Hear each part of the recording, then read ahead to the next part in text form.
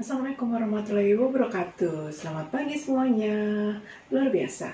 Siapa nih di antara kalian yang suka pada flora fauna dan juga suka ke alam bebas? Aha, ke padang pasir, ke hutan tropis, ke sabana. Wow, pastinya ada juga ya ditemui gajah, harimau, orangutan, dan lain-lain. Mengapa ya di setiap wilayah di muka bumi ini mempunyai perbedaan jenis flora dan fauna? Mau tahu jawabannya? Simak ulasan berikut ya.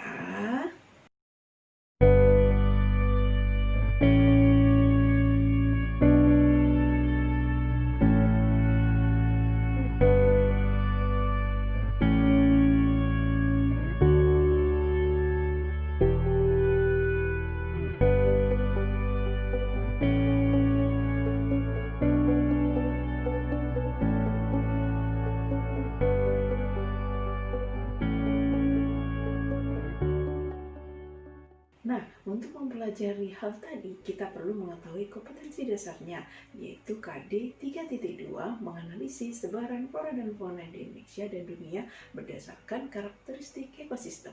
Sedangkan indikatornya yaitu memahami faktor-faktor yang mempengaruhi persebaran flora dan fauna. Adapun tujuan pembelajarannya yaitu agar kalian dapat menjelaskan faktor-faktor yang mempengaruhi sebaran flora dan fauna. Masih ingatkah kalian dengan istilah biosfer?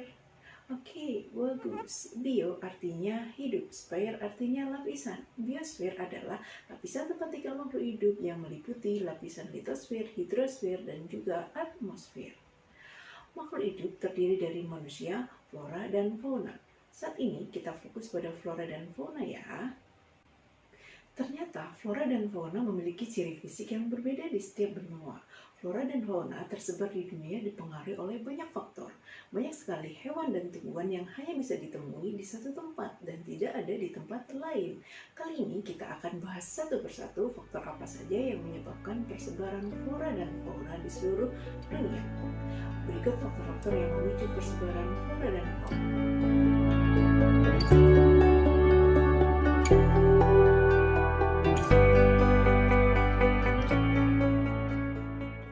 Pernah melihat skema ini? Ada individu, ada populasi, ada komunitas, ada ekosistem, dan juga bioma, serta biosfer. Apa pengertiannya? Individu yaitu unit terkecil, sedangkan populasi yaitu kumpulan dari organisme yang terdiri dari individu-individu sejenis. Sedangkan komunitas yaitu kumpulan dari berbagai populasi yang mendiami suatu tempat. Sedangkan ekosistem kesatuan antara makhluk hidup dengan lingkungannya. Sedangkan bioma yaitu ekosistem besar yang terdiri atas beberapa macam atau jenis meliputi flora dan fauna dengan karakteristik tertentu pada suatu wilayah. Sedangkan habitat yaitu tempat hidup khusus bagi organisme tertentu. Ternyata flora dan fauna memiliki ciri fisik yang berbeda di setiap benua. Flora dan fauna tersebar di dunia dipengaruhi oleh banyak faktor. Banyak sekali hewan dan tumbuhan yang hanya bisa ditemui di satu tempat dan tidak ada di tempat yang lainnya. Kali ini kita akan bahas satu persatu faktor apa sajakah yang menyebabkan persebaran flora dan fauna di seluruh dunia.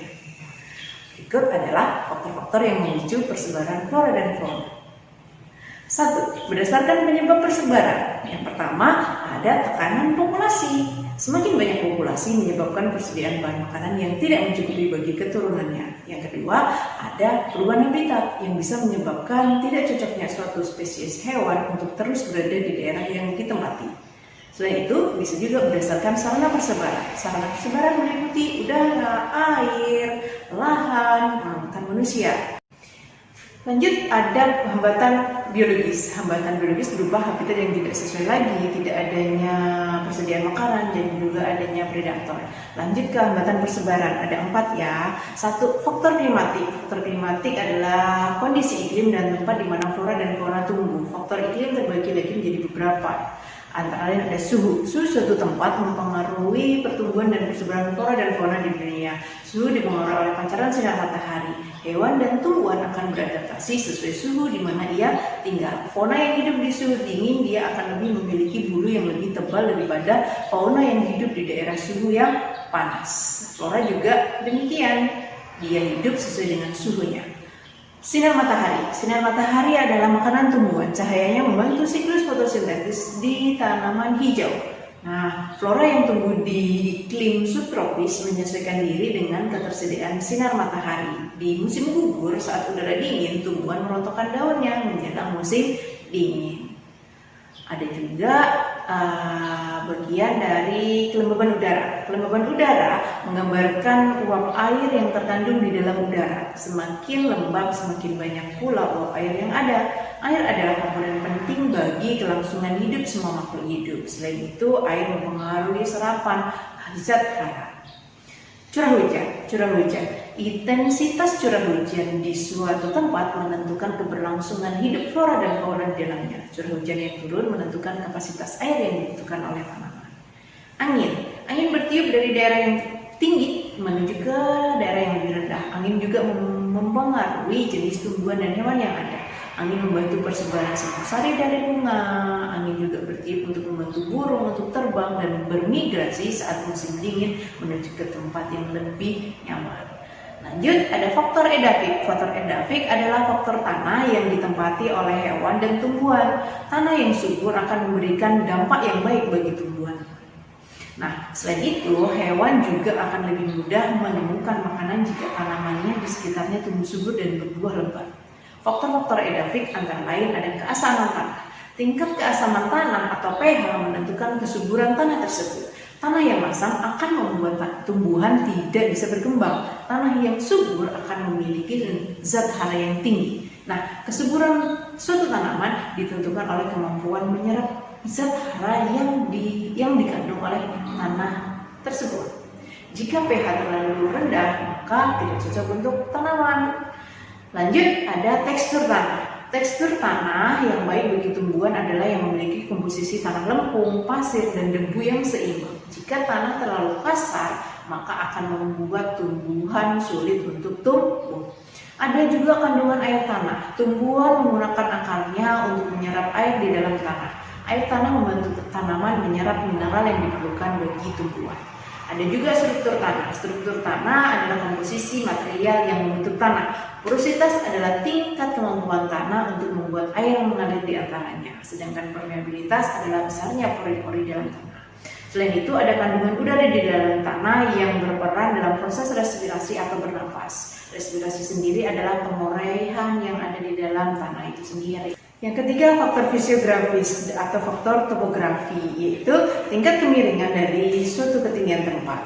Ternyata faktor ini mempengaruhi jenis hewan dan tumbuhan yang hidup di suatu wilayah. Sebagai contoh, kambing gunung yang hidup di pegunungan terjal. Kambing gunung berbeda dengan kambing yang biasa kita temui. Mereka memiliki bulu yang sangat tebal karena habitatnya yang berada di pegunungan dengan tiupan yang angin yang kencang dan suhu juga yang lebih dingin. Flora yang tumbuh di dataran tinggi juga berbeda dengan flora yang hidup di dataran rendah. Sebagai contoh, kita akan bisa menemui pohon teh di daerah dataran tinggi, tapi tidak bisa menemuinya di daerah dataran rendah.